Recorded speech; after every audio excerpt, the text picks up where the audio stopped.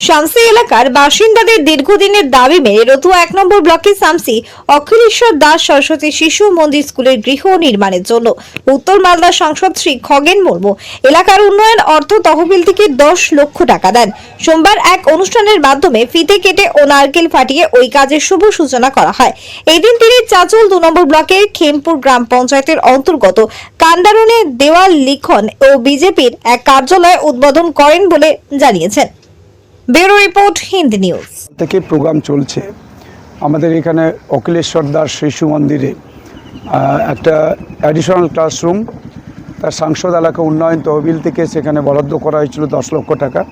তার আনুষ্ঠানিকভাবে শিলান্যাস করা হলো এবং তার পরবর্তীতে আমাদের 3 নম্বর মণ্ডলের আমাদের মালতীপুর বিধানসভার 3 নম্বর মণ্ডলের এই 152 নম্বর বুথ এলাকার তার যে শামসি আমাদের কলেজ এলাকাতে এখানে একটা নির্বাচনী কার্যালয় আনুষ্ঠানিকভাবে উদ্বোধন করা হলো।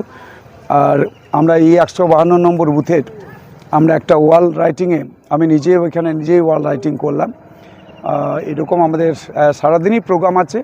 প্রতিদিন আমাদের মানুষের সঙ্গে সংযোগ রক্ষা করতে হচ্ছে। ভারতীয় জনতা পার্টি আপনারা সবাই জানেন যে আমাদের সমস্ত কার্যকর্তা পদাধিকারী আমাদের সারা বছরই আমরা মানুষের সঙ্গে থাকি, সংযোগ তৈরি করি এবং যে মানুষ যেভাবে আজকে বিভিন্নভাবে দুর্গত হচ্ছে, মানুষের উপরে আক্রমণ নামিয়ে আনা হচ্ছে, মানুষকে বঞ্চিত করা হচ্ছে।